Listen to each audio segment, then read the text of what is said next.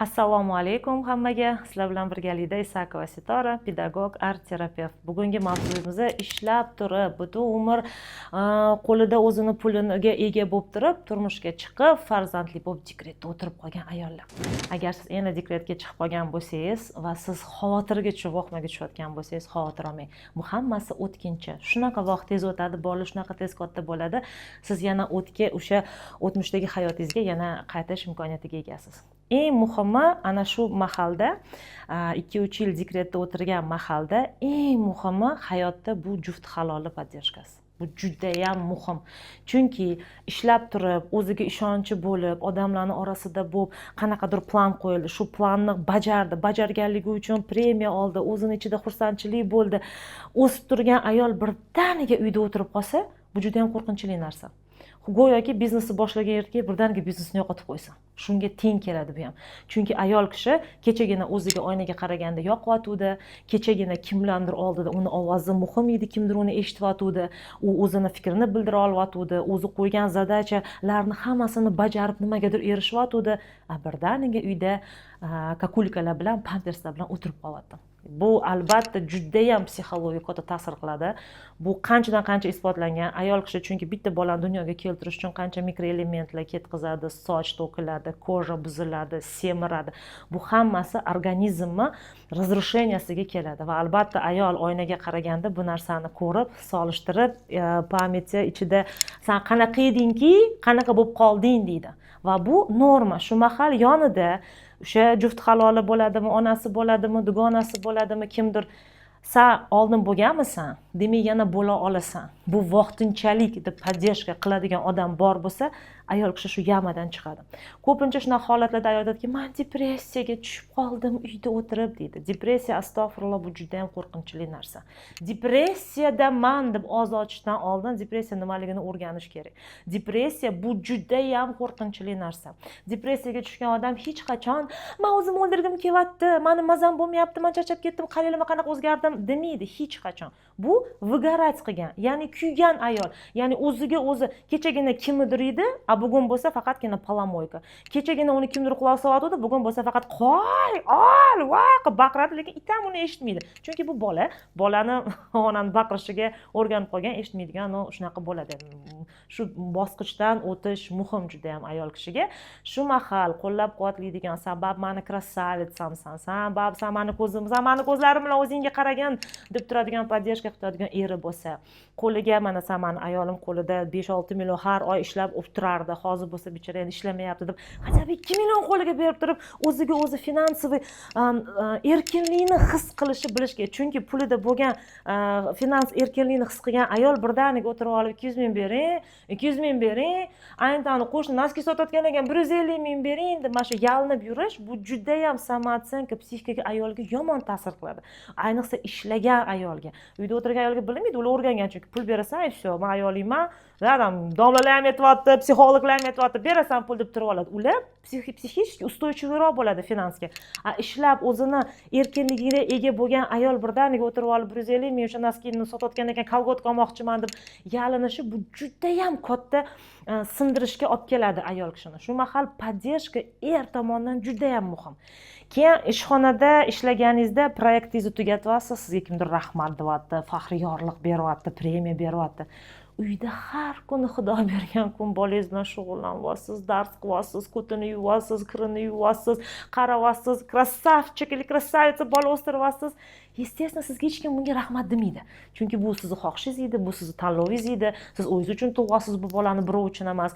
Xudo sizga yaxshi bergan bo'lsa, xo'p, tam молодецsan, qara qanaqa chiroyli bolalarimni eblab turibsan desa, bu baxt. Agar nima uyda o'tirasan-ku, nima shu ham qiyinmi, ota bolalarni qilgan sanab qolasan deb turadigan bo'lsa, bir udar kamnim po bashga bo'lgandek bo'ladi.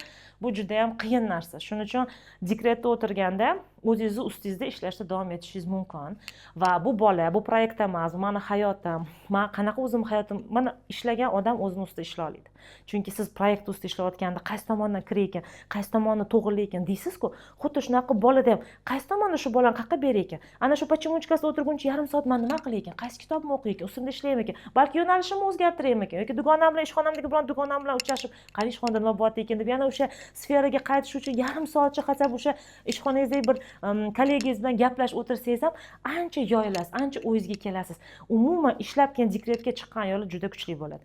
Eng yomon ko'rgan narsam, judayam yomon ko'rgan narsam, buni tushunmaydigan, bilmaydigan insonlar dekretga chiqqan ayolga "Mazza-ku, dam olyapsan" deydigan ayollar bor. Shunaqa shapaloq tushirging keladi bor.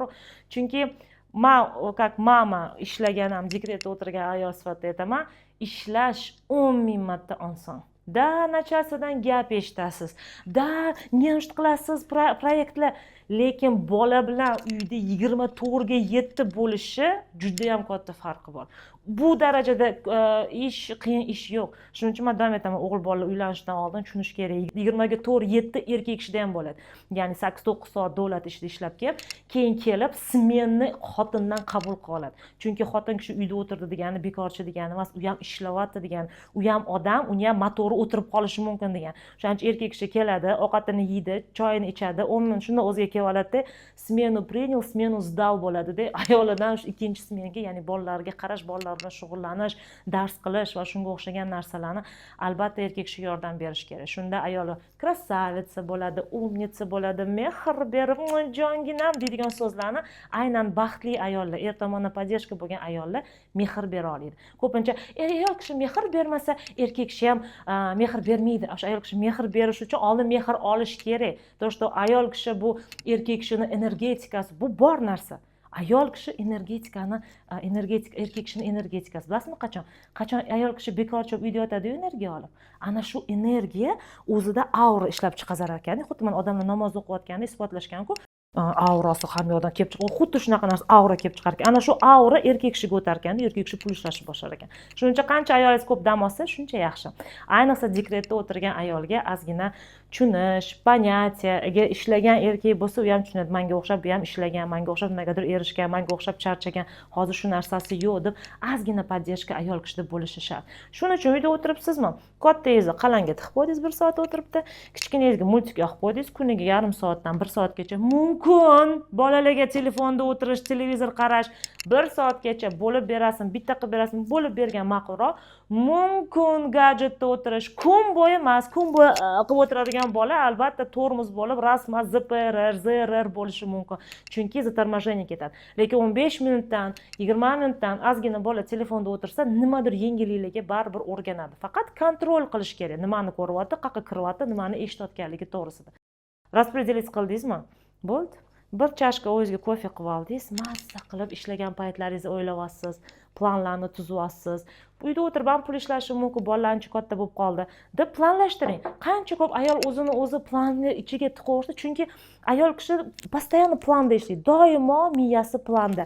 Stomatologga borishim kerak edi, AKDSini olishim kerak edi, buni cho'miltirish kerak edi, bir haftadan beri cho'milmayapti. Anani maktabiga bormisi bor edi, ingliz tili tugab kelyapti. Ma'lum bu ayol kishining miyasi 24 ga doim nimadir haqida o'ylaydi. Melish bo'lsa ham planlari ko'p. Bitta shu borib spravka shu maktabiga olib kelish uchun ham bu ham bir melish, bu ham bir trevojnost, bu ham bir shu ichida faqat bolalar uy emas. O'zim uchun qanaqa plan qilsam bo'ladi deb chuqur nafas olib, bola uxlayotganda kechqurun ertalab turib bir chashka stakan kofe, choy yoki olib bitta shirinlik bilan o'zingiz uchun o'ylash, nima qilsam bo'ladi, nimani xohlayapman, nimaga moyilligim bor ekan. Mana shu dekretda o'tirib nimani o'rgandim men? Men misol uchun ish yo'nalishim mana shunaqa edi, lekin dekretda o'tirib olib bolalar bilan mamani o'rgandim. Men yo'nalishimni o'zgartirsam bo'lar ekan deb ustingizda ishlashingiz mumkin. Nimadir yo'nalishingizni o'zgartirishingiz mumkin. O'zingizni o'zingiz xursand qilmasangiz, men shu ishni qila olaman. Meni kuchim bor, meni bilimim bor, men finansiy o'zimni shunaqa mustaqil qila olaman deb o'zingiz ustida ishlab, o'zingizga молодецsan deb tursangiz, nimagadir erishasiz. Kimdir menga rahmat deyirmikan, rahmatni qaranglar, men qanaqa молодецman, 4 ta bolani evlab o'tiraman desangiz, hech kim hech qachon sizga kelib rahmat demaydi. Qilayotgan bo'lsangiz, hamma narsani o'zingiz uchun qilyapsiz. Tanlagan bo'lsangiz, o'zingiz tanlagan shu turmush o'rtog'ini, o'zingiz tanlamagan bo'lsangiz, endi kimnidir ayblagandan foyda yo'q. Odamzod hamisha kundan kunga o'zini ustida ishlashni o'rganishi kerak.